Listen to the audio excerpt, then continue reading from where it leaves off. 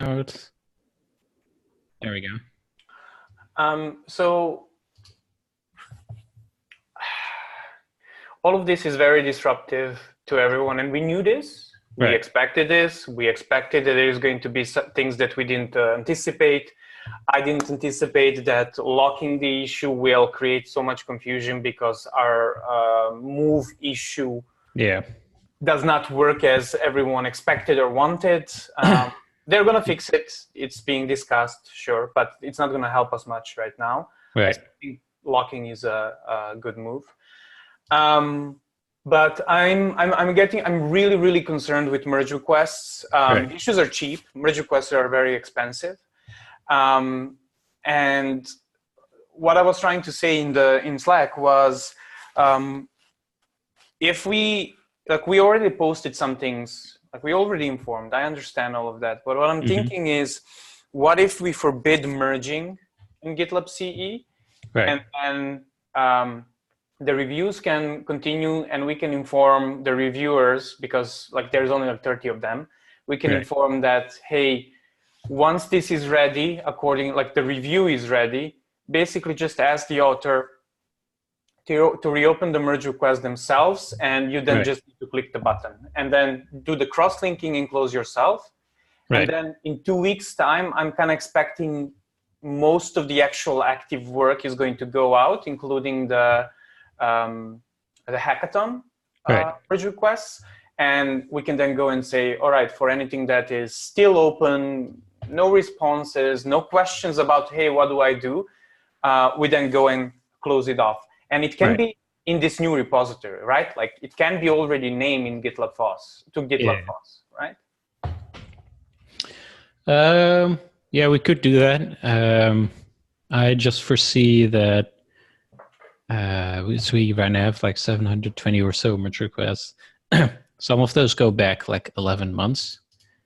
So I was thinking we can do this approach, but then we take merge requests that haven't really seen any activity in, let's say, the last 6 months. We just close those because they're not going to get moved over, right? At the same time, if we take your approach, we give people 2 weeks, we're going to close them anyway. So we can combo the two. I don't have a problem with that. The older ones we can close because we already informed people. We did the due diligence. What I'm afraid of is the currently active ones, including the ones from inside of the company, because we are obviously very active, right?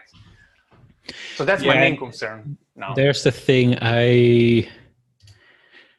It might not be easy to actually see when a merge request last had activity, because we store update times, but those are not reliable. I've seen merge requests where they haven't changed in 6 months, but the update timestamp is last week. I think there's some automated updates then. Well, it's the same with projects. I have personal projects that I have not touched for 2 years, and GitLab shows last updated 1 month ago. I was no. But I think it's probably some recurring task updates that column. And so if I, for example, look, so I have a merge request here from a year ago, and it says, let's say, update 18 hours ago. This is a merge request from Victor, who's no longer here. The last... No longer in the company. Yeah, so the last update is GitLab bot mentioning it in a couple community contribution reports. But yeah, the last activity was a comment from a person 4 months ago, and then 7 months. So it's, let's see if the API has, if the updated add is correct. Firefox has a nice JSON view. Wait, there's not even there's no timestamp column. If I just get the there, updated. Oh, that's the pipeline. At least if I just change to JSON, it doesn't show it, but probably the API has it. Either way, we could close older ones. That way we at least have a sort of smaller backlog. Yeah. Let me actually write that out. So we don't have to be super precise. I just want to be a bit more careful. given that this is actually interrupting active work, you know? Let me write this down. Okay, so let's say step 1 is we notify recent MRs about this. So you say like, hey, we're gonna move to single code base in or at this date, whatever. We are gonna close any open merge requests. Merging has been disabled. Once the review is done, please recreate this merge request in EE. Assign it to the same person, mention it, and they can just merge it once the pipeline is green, I guess. Yeah. So do that, step 1. Step 2, close MRs last updated,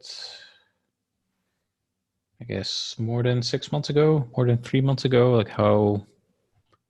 3 months ago, it's fine. Right, like I'm curious about the active ones that they're being currently worked on. Let's see, update the merge request template. So people don't create new merge requests. You know what I love? That the GitLab CE currently has exactly 42 open issues. Merging to master.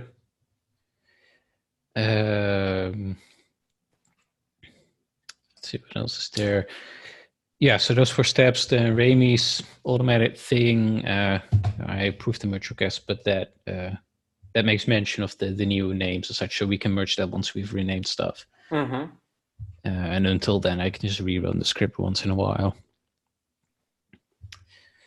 But then, do we want to do the rename before the weekend or after? So this is where I'm getting really, really nervous now. Because I can make this call. That's not the problem for me. There is part of me that would love to do this tomorrow because it's Friday the 13th. Right. And it has a special significance for a lot of people who are superstitious. And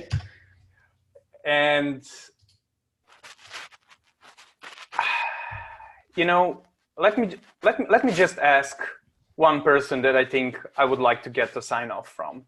Right. And when they respond, when they say, hey, it's in your heads, do whatever you think is best, we'll just pull the plug.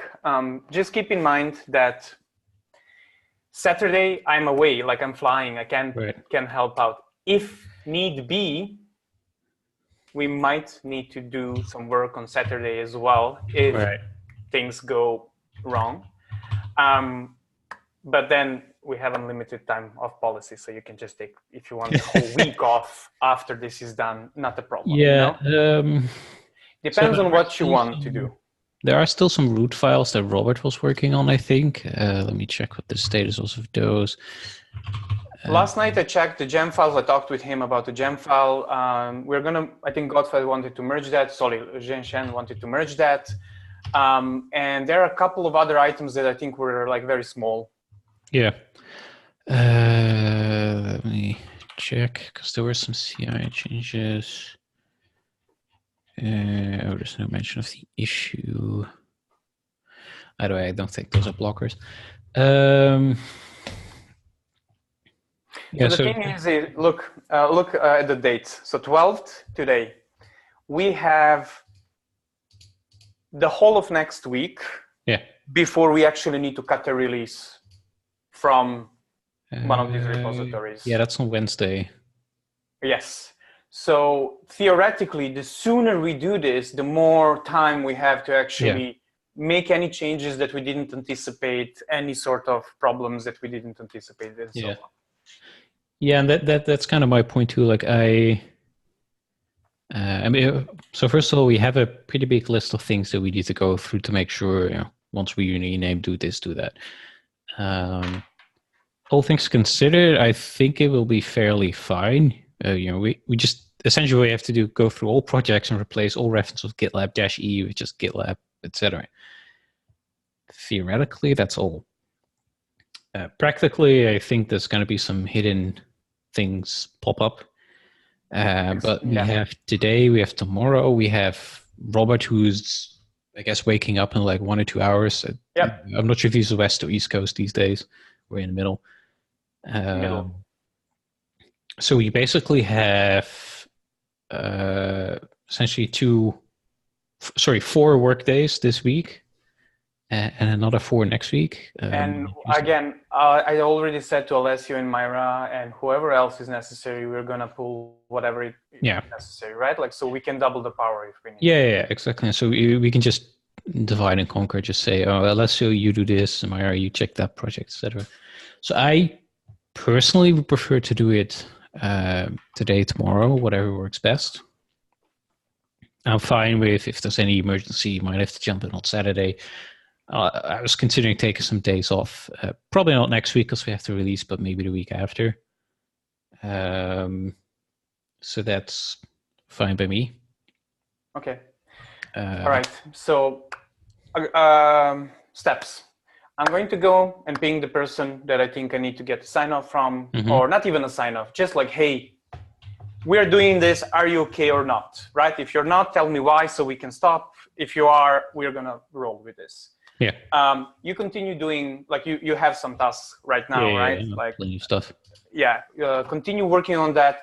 Feel free to jump through the checklist, and if there is something that we can do right now, start on it, right? Like that's the least of problem. Like any sort of reporting tooling that needs to change, that can't wait for a day. Like that's right. So there are a bunch of tasks for let's see, triage insights. Periscope apparently has been already updated. Use IDs. There might be systems I don't know about, but they're in kind of less pro. Like if I don't know about them, it's like there's nothing I can do. We found a couple of surprises already, so we need to move with it because I don't know another way to, like, we've been communicating this for a while. Nothing has been popping up. Nothing new has been popping up apart from when we started on it. So I think we need to move on it. I expect the same, where people say, oh, I have some Salesforce thing that doesn't work anymore. It's like, well, just change this to that and should be good, basically. Let's see. So we can do the merge request stuff. I will also update I wrote that down already, merge request template. We need to figure out if we can close those triage report issues. I don't know if... So Remy said, what did he say? Yeah, he said they're generated every week, but I don't know if, let's say... You can ignore. Yeah, but so my point there is a bit more like, if, let's say we close them. If a new one is recreated, will it include the same content as the previous one if needed? Or like, because if that's the case, we just close all of them and the next time it runs, it'll have the data. So I think maybe... What if we close them? Is it possible to recreate the issues if needed? Or is it okay to just wait for next week? Alternatively, we can ask the PMs to go through them and just close them this week, basically. Because there are some from, like, I don't know, 2 weeks ago. Yeah, with the due date that expired already. Yeah. So a whole bunch of those, actually. And then there's, like, newly created unlabeled issues requiring initial triage. I think those can just be closed because all those issues are moved. So I will actually close those now. So there's no point. Let's see, unlabeled. There's only 4 of those. Status closed. Let's see this. Okay, so we have the triage reports, community contributions, merge request report. Okay, that needs to stay. Another one newly created. Those can also be closed.